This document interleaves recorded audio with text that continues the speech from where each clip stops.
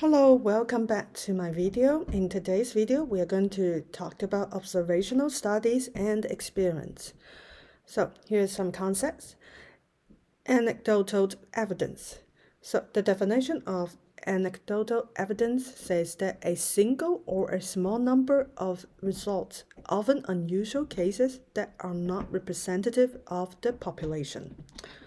So that means these small cases might only represent extraordinary cases.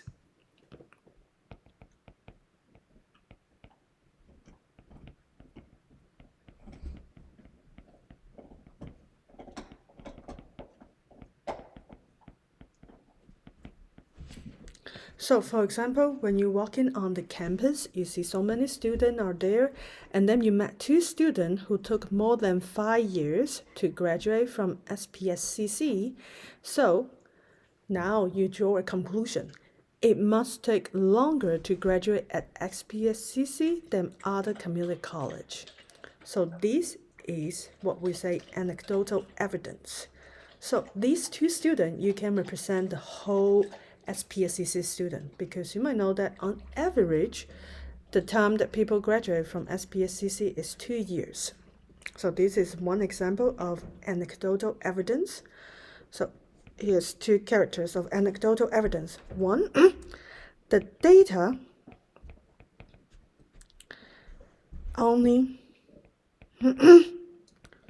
represent one or two cases. Second is it's unclear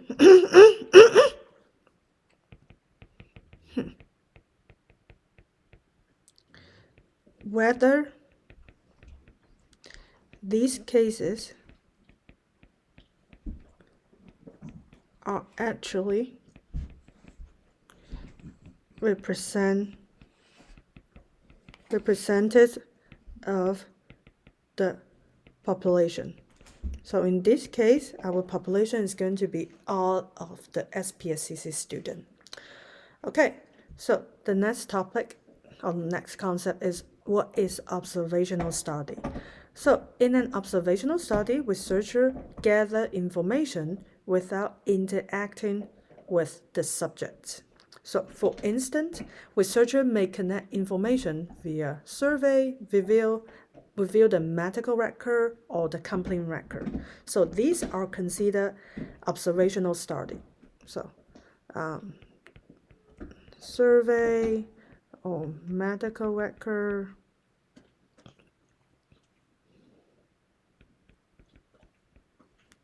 or reviewing student evaluation. These are all considered an observational study. So when it comes to observational study, we have two types. One is called retrospective. Retrospective states that, hey, you're connecting data after the event taking places. Connect data after events have taken places. So, such as researcher may review the past event in the medical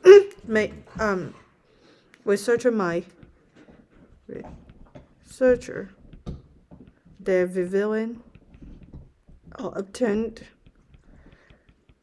the past medical records in the past maybe 10 years. So this is a retrospective observational study. Another one is called prospective observational study, which is identify individual and connect information as the event unfolds.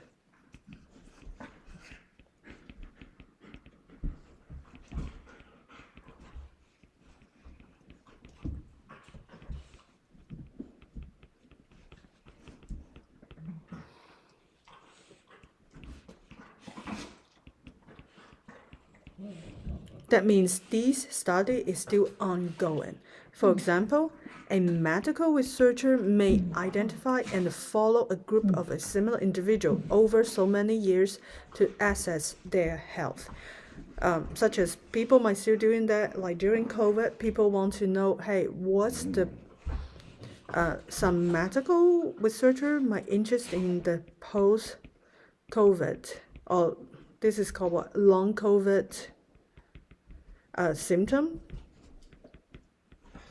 Like this is still going on, so this is considered prospective observational study. Okay, now next one is randomized experience. So when it comes to randomized experience, it states in a controlled randomized experiment, research assigned treatment to groups of subjects and measure the response variable. So this we might see a lot, such as we want to study certain medicine, the new medicine, see if, or some supplements, see if they're effective, such as vitamin D. So in the winter, because we have a shorter daylight, people might trying to fighting for depression. So it says that, hey, vitamin D might be a good supplement for you to fight for the winter seasonal depression. So what you're going to do is you separate people into two groups. One group is taking vitamin D, another group is taking maybe placebo or maybe vitamin B or different things.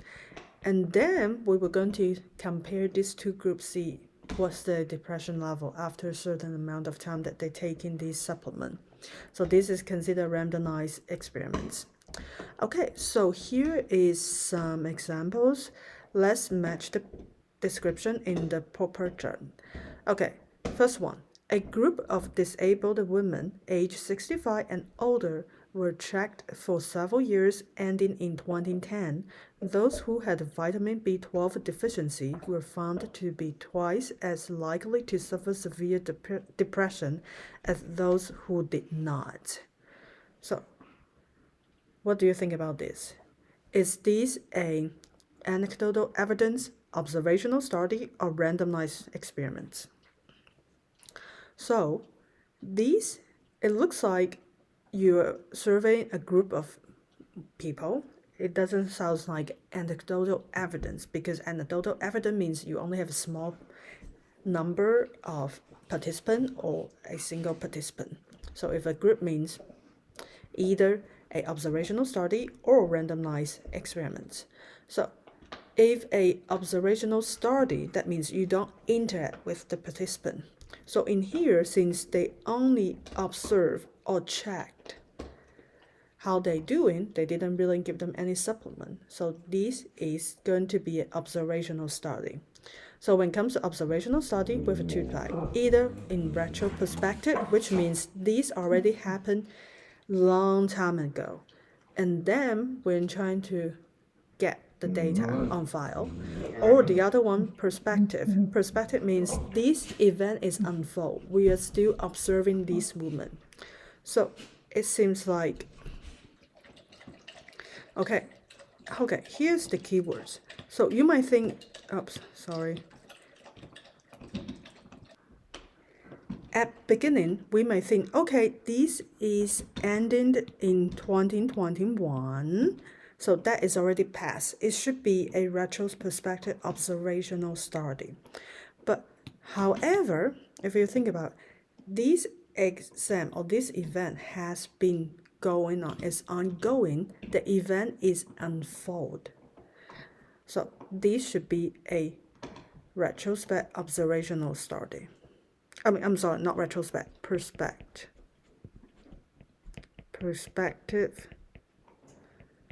observational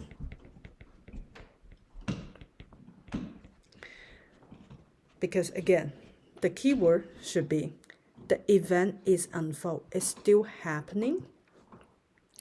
Okay, another one. B, a researcher wants to investigate whether taking aspirin regularly reduce the risk of heart attack. 400 people who identify as men and divided randomly into two groups. One group will take aspirin, the other group will take placebo. At the end of the study, researchers count the number of men in each group and who had heart attack. So in this case, the researcher interact with the participant. So this is going to be a experiment. Now, next one. A researcher who examined the health record of thousands of males and found that men had died of myocardial infarction, which is heart attack, tended to be shorter than men who did not. So, this one, they examined the health record, right? So that means this event, they examined the past medical record. So this is going to be an observational study, and it's going to be a retro perspective observational study. Next one, a doctor worked with 2 patients whose depression was cured with vitamin B12 injection. Now, keyword, 2 patients. That means you only study for 2 cases. That makes it a anecdotal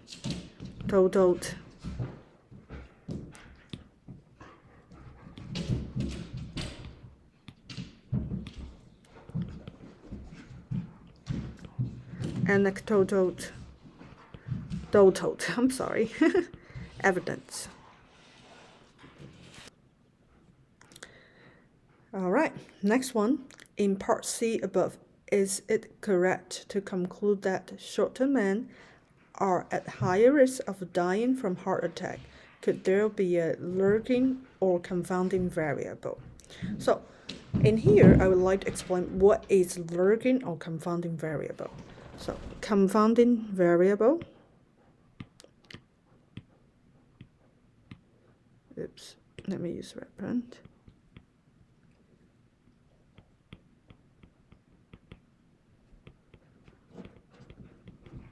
The definition of confounding variable is something we are not accounting for.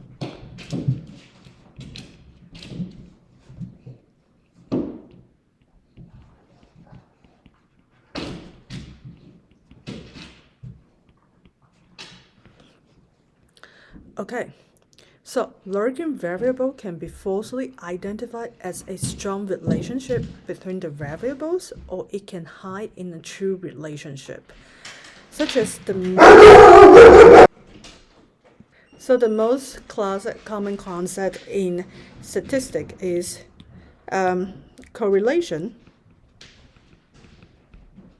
is not equal to causation. Such as there's another example, like the higher ice cream consumption is associated with a probability of sunburn. So, the hot temperature is the confounding variable, because hot temperature might cause people to eat more ice cream and then spend more time under the sun, resulting in more sunburn. So maybe that's the real reason that caused the sunburn.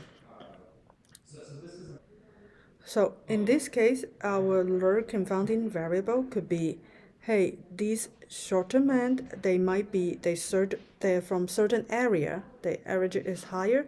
In this certain area, they might have a worse diet, which might cause the heart attack.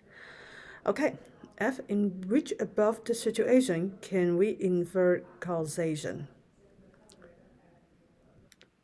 So when it comes to which above the situation can we infer the causation, we might need to look to the experiments. So when it comes to experiments, you have a control group, and you also have a experiment group. And then these are blind or double-blind experiments, and they're randomized, assigned to different group. So let me highlight it, the good things. So they divide randomly into 2 groups, and they have a group that will take the things that we want to study, we take aspirin. The other one is taking placebo. So they use everything, so which makes it a good, well-designed an experiment.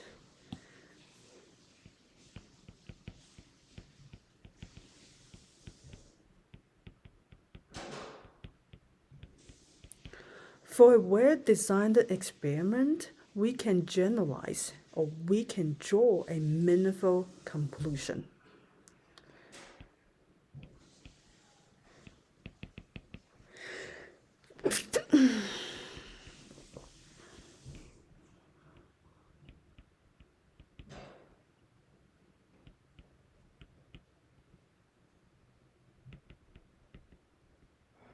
Convolution. Oops.